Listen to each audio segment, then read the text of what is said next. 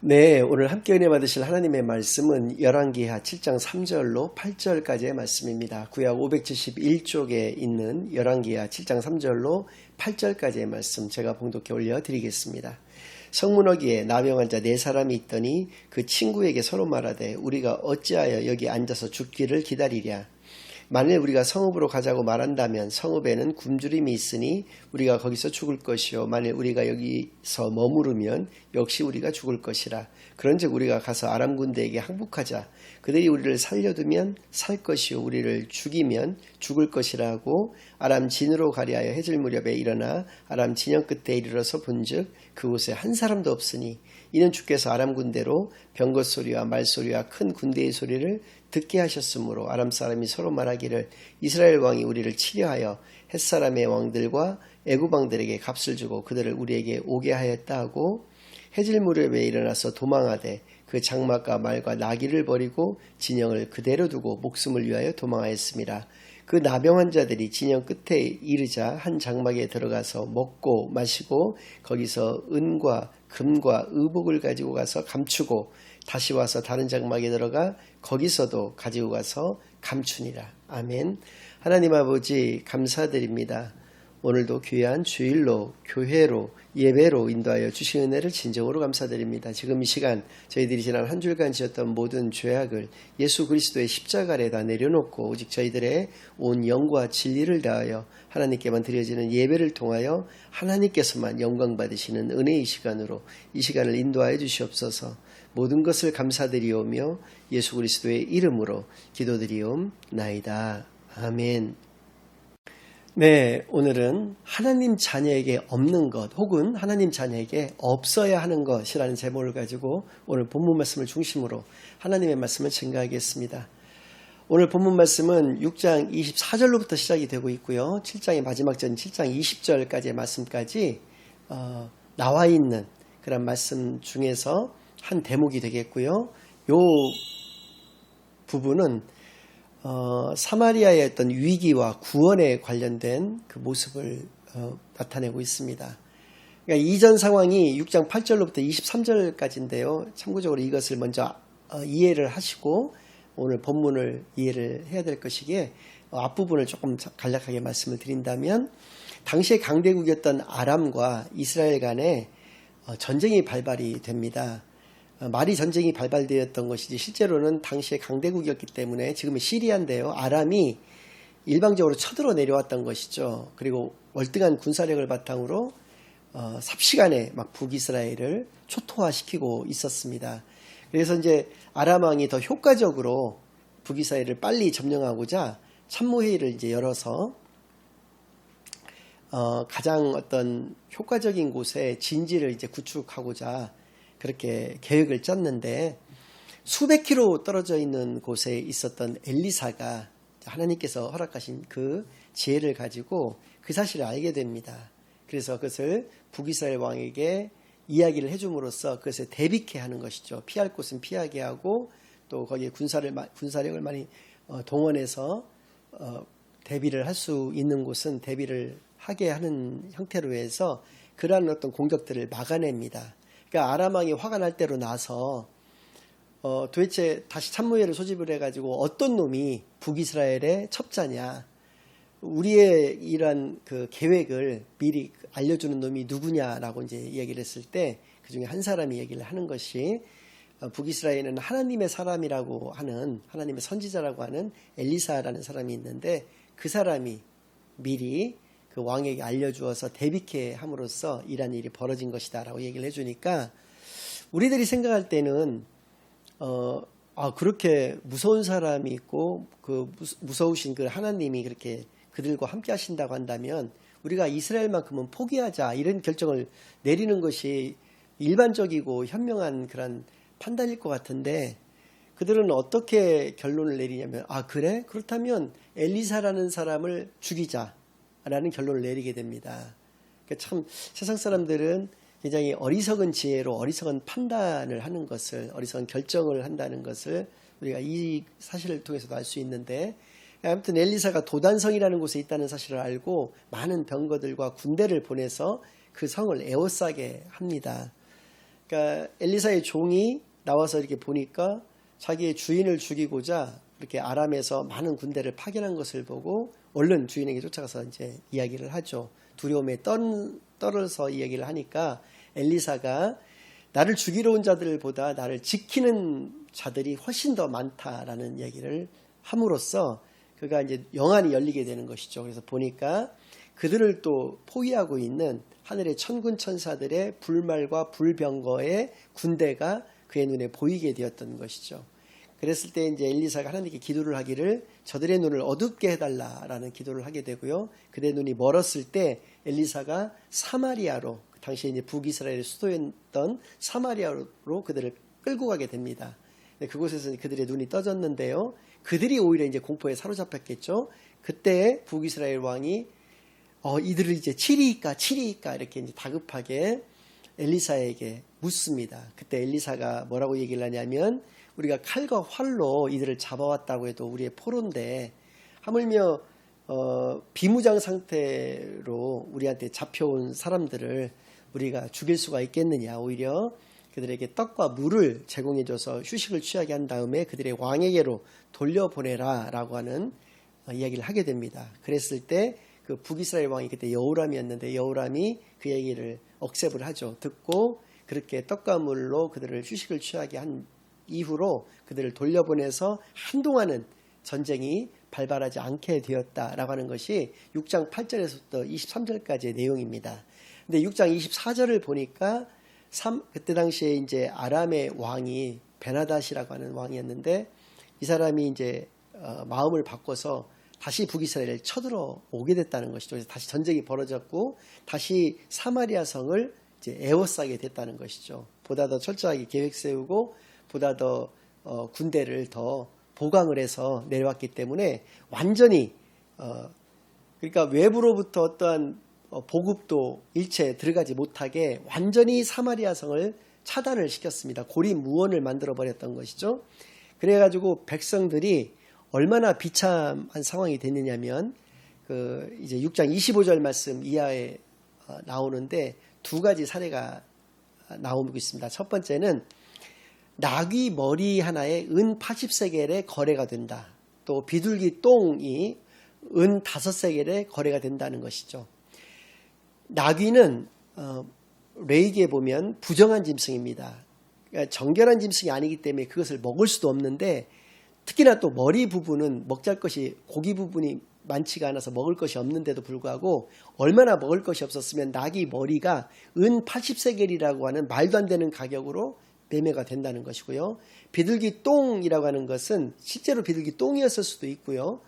아니면 비둘기 똥같이 정말 먹을 수도 없고 하찮은 그것이 은 5세겔이라고 하는 더 말도 안 되는 그 돈으로 매매가 이루어지고 있다라고 하는 것을 통해서 얼마나 이 상황이 비참했었는지를 이야기를 해주고 있다는 것이고요. 두 번째는 어떤 여인이 이제 한 사람 찾아와서 북이스라엘 왕에게 얘기를 합니다. 우리가 너무나 먹을 것이 없어서 마을 사람들끼리 의논을 해서 오늘은 뭐 우리 아이를 다음 날은 옆집 아이를 잡아먹기로 그렇게 회의가 되어졌다. 그래서 오늘 우리 아이를 만약에 잡아먹었다라고 한다면 그 다음 날 옆집 아이를 이제 잡아먹기 위해서 갔더니 그 아이가 없어졌더라라고 하는 이야기를 하는 것이죠. 그래서 이 사람들을 벌해달라라고 하는 것을 얘기를 하니까 이제 왕이 내가 하나님이냐 막 옷을 찢으면서 참 이런 참담한 상황에 극히 그가 낙심을 하고 그것으로서 끝나는 것이 아니라 오늘 내가 엘리사의 목이 머리가 그 목에 아직도 붙어 있다라고 한다면 내가 죽겠다라고 하는 이 여호람은 사실은 그 아합과 이세벨이라고 하는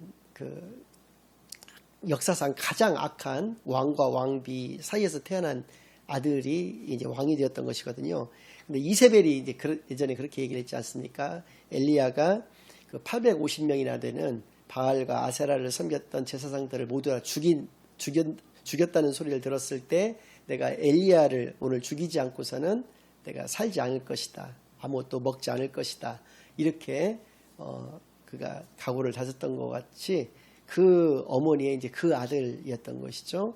그러니까 엘리사를 이렇게 죽이겠다라고 했던 것은 결국은 하나님을 원망했다. 하나님에 대한 어떤 믿음이 이제 없어졌다라고 하는 것을 알 수가 있는 것이죠. 우리가 여기서 이제 생각해 봐야 될 것이 몇 가지가 있습니다. 첫 번째로는 아까 말씀드렸던 그 이전 상황 같은 경우에 봤을 때 세상에서는 어리석은 지혜로 어리석은 결정을 내린다라고 말씀을 드렸고요. 또 하나님의 사람이었던 엘리사는 보복하지 않았다는 것이죠. 보복하지 않고 그들을 풀어주었다는 것을 통해서 우리가 알 수 있는 것은 무엇이냐면 하나님께서 우리가 어떤 모습으로서 이 땅에서 살아가야 되는 존재를 원하시는지를 알 수가 있다는 것이죠. 그래서 마태복음 10장 16절 말씀을 보면 이런 말씀을 하십니다. 예수님께서 제자들을 파송하시면서 이렇게 말씀하시는 내용이거든요. 보라 내가 너희를 보냄이 양을 이리 가운데로 보냄과 같도다. 그러므로 너희는 뱀같이 지혜롭고 비둘기같이 순결하라. 그러니까 우리들의 양이라고 한다면 세상은 이리와도 같다. 이리 때와도 같다는 것이죠. 정말 그런 것 같습니다. 세상이 이렇게 만만한 곳이 아니지 않습니까? 그래서 사단이 이렇게 장악을 하고 있는 곳이다 보니까 참 우리가 속는 경우가 너무나 많고 너무나 이 비참한 상황들에 처해 있는 경우들이 많게 되는데요. 그러한 곳으로 우리를 보내시는 것 같은 그런 마음이다라는 것이죠. 그래서 우리가 어떻기를 원하시는가 두 가지가 있어야 된다는 것이죠. 뱀같이 지혜로워야 된다. 이 둘 중에 어느 것 한 가지가 있으면 되는 것이 결코 아닙니다. 둘 중에 어느 한 가지만 있으면 큰일 나는 것이죠. 뱀같이 지혜롭기만 하다면 우리는 세상 사람들과 하등 다를 바가 없는 사람들이 되는 것이죠.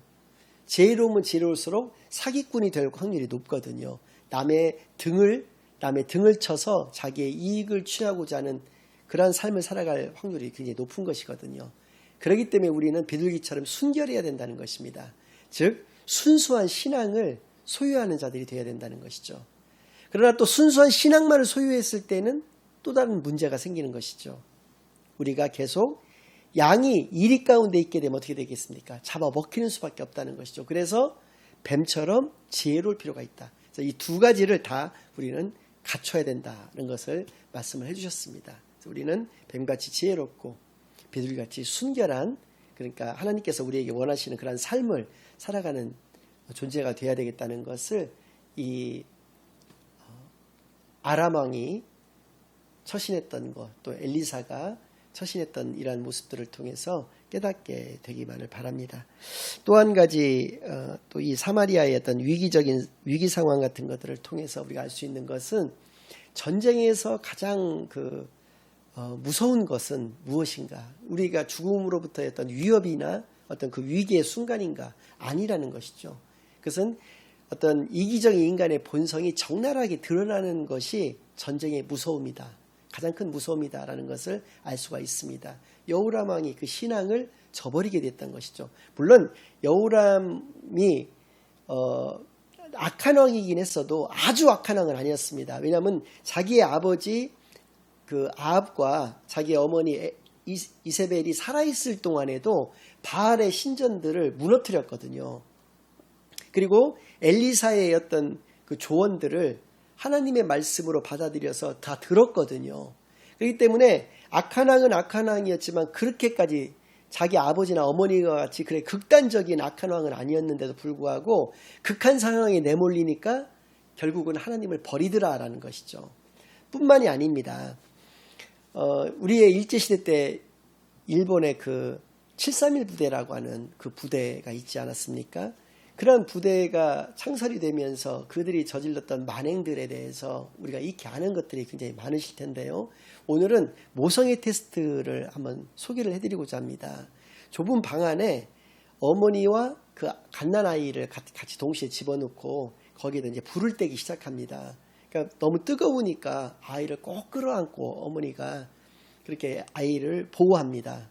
그런데 나중에 열이면 한 9 이상, 열 전부나 9 정도는 어떠한 모습으로 죽어 있냐면 그 아이가 바닥에 깔려 있고 그 바닥 아이의 위에 엄마가 올라서서 죽어 있는 그러한 것들을 발견을 했다라고 하더라고요.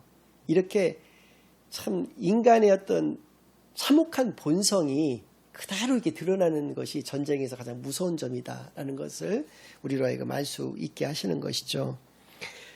그러나 우리들은 어떤 삶을 살아가야 될 것인가? 이게 여호람을 통해서 신앙을 지난 시간에도 말씀드렸지만 견지한다는 것이 참 얼마나 어렵고 그것이 얼마나 또 소중한 것인가를 우리로 하여금 알게 하여 주신다는 것이죠. 우리가 끝까지 믿음을 놓지 않고 그 믿음대로만 살아가는 귀한 삶이 되기만을 바랍니다. 우리의 본성이 드러나는 것이 아니라 내 안에서 역사하시는 하나님의 뜻이 발현이 되고 나타나는 귀한 삶이 되기만을 바랍니다. 오늘 본문 말씀으로 들어가서 그 앞에 나와 있는 7장 1절에서 2절 말씀을 먼저 간략하게 좀 살펴본다면 엘리사는 자신을 죽이고자 했던 여호람 왕의 그 계획을 알고 난 뒤에도 또 자기를 죽이고자 이렇게 찾아왔던 장군에게 이렇게 이야기를 합니다. 엘리사가 이르되 여호와의 말씀을 들을지어다. 여호와께서 이르시되 내일 이맘때에 사마리아 성문에서 고운 밀가루 한 스아를 한 세겔로 매매하고 보리 2스아를 한 세겔로 매매하리라 하셨느니라. 그때 왕이 그의 손에 의지하는 자 곧 한 장관이 하나님의 사람에게 대답하여 이르되 여호와께서 하늘에 창을 내신들 어찌 이런 일이 있으리요 하더라. 엘리사가 이르되 내가 내 눈으로 보리라. 그러나 그것을 먹지는 못하리라 하니라. 이 말씀이 가지고 있는 의미는 이런 것입니다. 지금 어머니가 자신의 아이를 잡아서 삶아서 그것을 먹어야 되는 이런 비참한 이런 참혹한 상황 가운데에서 이 전쟁이 발발하기 이전에 곡식이 매매되었던 그 형태로 내일 이맘때에 곡식이 매매될 거라는 겁니다.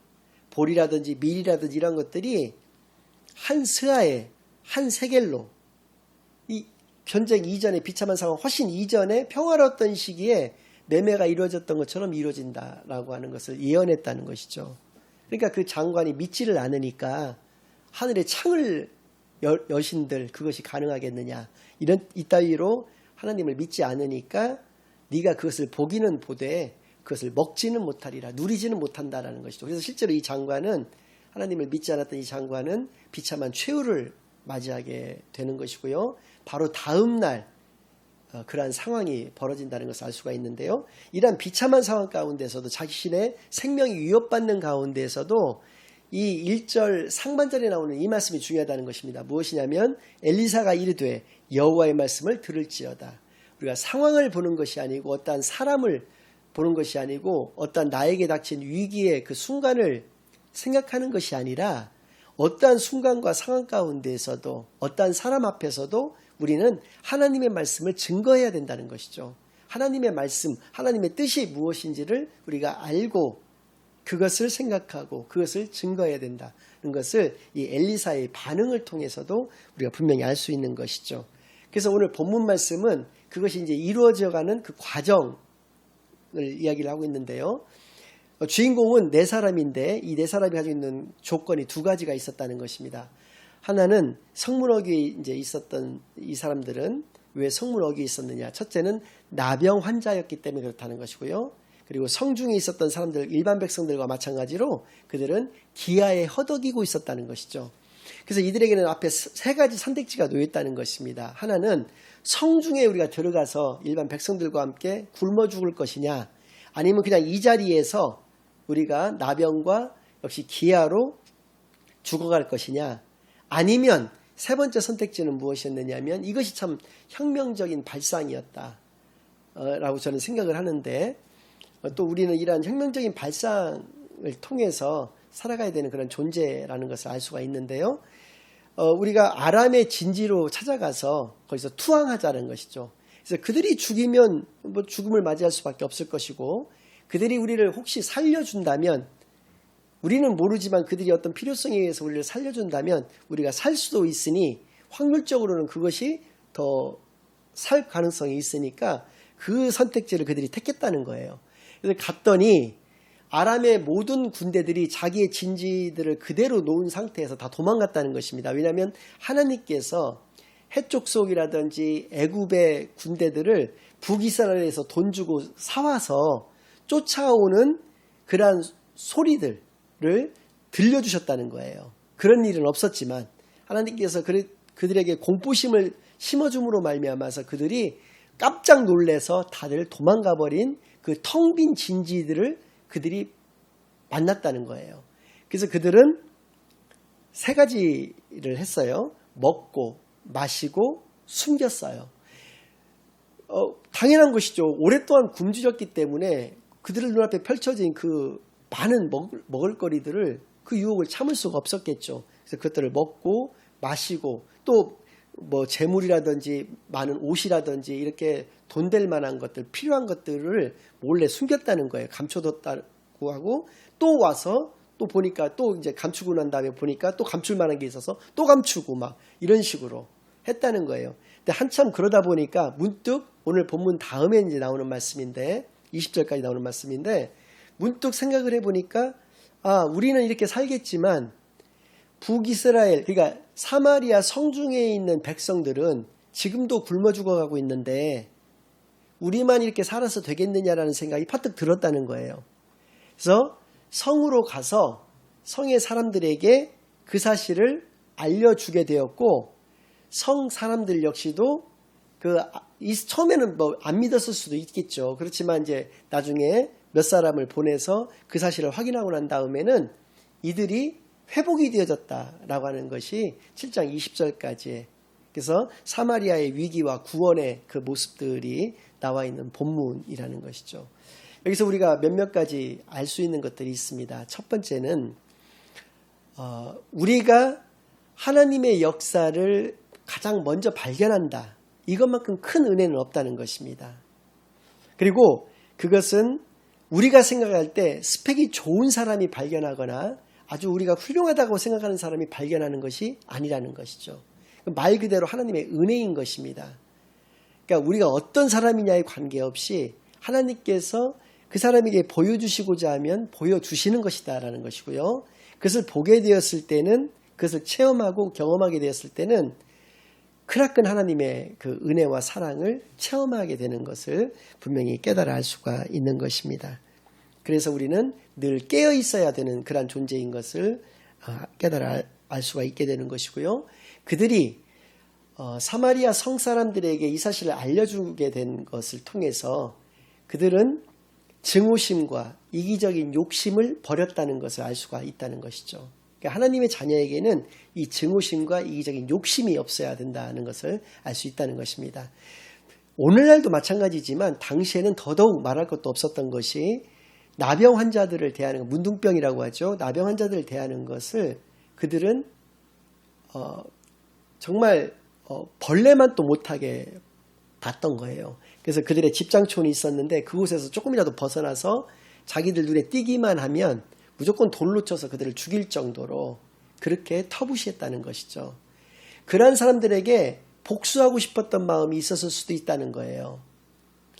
그러나 엘리사가 그 아람의 그 군사들을 그렇게 무기력하고 그 다음에 무방비였던 그들을 떡과 물을 주어서 그들의 왕에게로 돌려보냈던 것처럼 보복하지 않고 그들을 은혜와 사랑으로 대했던 것과 같이 이들 역시도 나병 환자였지만 그들로부터 모진 수모와 모진 멸시를 당해 왔던 사람들이지만 자신의 고향 사람들, 자신의 나라의 사람들을 구해야 되겠다는 생각으로 물론 처음부터 자신들이 먹지도 마시지도 뭐 숨기지도 않고 처음부터 가서 이야기를 했던 것만큼 좋은 것이 어디 있겠습니까? 그러나 아까도 말씀드렸지만 전쟁의 무서움이라는 것은 인간의 본성이 그대로 드러나는 것이라 있는데 하물며 자기가 며칠 동안 지금 굶었는데 우선 당장 저라도 그랬을 것 같아요. 우선 당장 내가부터 먼저 먹고 마시고 이제 배부르니까 눈에 이제 진귀한 것들 막 돈 될 만한 것들이 보이니까 그것을 좀 어느 정도 이렇게 숨겨놓는 거 있을 수 있다는 것이죠.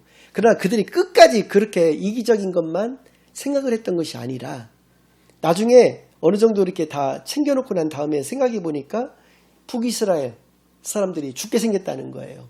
멸망하게 생겼다는 거예요. 그래서 그들을 살리고자 그 증오심과 이기적인 욕심을 버리고 그들에게 알려줌으로써 그들 모두가 정상화가 되고 살 수 있도록 만들었다는 것에 우리는 포커스를 맞춰야 된다는 것을 알 수가 있습니다. 우리는 우리의 인생을 결단코 포기해서는 안 되는 것입니다. 하나님께서 어떤 사람을 또 어떠한 상황 가운데에서 필요로 하실지 우리가 알 수가 없는 것이고요. 이렇게 나병 자들을 통해서 이스라엘 사람들을 구원하게 될지 누가 알았겠는가라는 것이죠. 그래서 결단코 우리는 어떠한 순간에도 좌절하거나 포기하거나 하는 일이 있어서는 안 될 것입니다. 마지막으로 증오와 이기적인 욕심을 버렸던 것이 소극적인 것이었다라고 한다면 더 적극적인 것은 그들이 자신들을 해할지도 모르고 너희들을 왜 진적이 와서 알리지 않고 왜 물에 빠진 사람 구해내면 보따리부터 먼저 내놓으라는 격으로 왜 이렇게 숨겼느냐라고 해서 벌을 받을 수도 있었는데 그것도 상관하지 않고 이스라엘 민족들에게 알려주었던 것은 그들을 살리기 위한 그들의 마음이었다는 것이죠. 즉 우리가 깨달게 된 복음 그것만이 생명의 길이라는 것을 우리는 분명히 알고 있기 때문에 그것을 증거해야 된다는 것이죠. 이것이 하나님 자녀로서 마땅히 적극적으로 우리가 살아내야 되는 모습이다. 예수가 그리스도시라고 하는 복음을 깨달았다고 한다면 그 복음을 증거함으로써 죽음의 길에서 그들을 건져내는 그러한 귀한 사명을 감당하는 저와 여러분이 되시기만을 오늘 본문 말씀을 통해서 오롯이 그리고 또 온전하게 깨닫게 되어지는데 부족함 없는 저와 여러분이 되시기만을 예수 그리스도의 이름으로 간절히 축원합니다. 아멘. 이제는 우리 주 예수 그리스도의 은혜와 아버지 하나님의 극진하신 사랑과 성령 하나님의 내주인도 역사 교통하심이 하나님이 거룩하시니 하나님의 자녀된 우리 역시도 거룩하라. 또 그 거룩하라는 것은 바로 구별된 삶을 살아가는 것임을 분명히 깨닫고 세상 사람 모두가 증오와 이기적인 욕심 가운데서 살아갈지라도 나는 그것을 버리고 오직 하나님의 말씀을 온전히 증거함으로써 모든 사람을 생명의 길로 또 생명을 증거하는 그런 귀한 삶을 살아가기로 다짐하고 결심하고 돌아가는 모든 사랑하는 주의 자녀들과 그들의 가정 위에 그들의 생업 위에 이제로부터 영원까지 항상 함께 있을지어다. 아멘.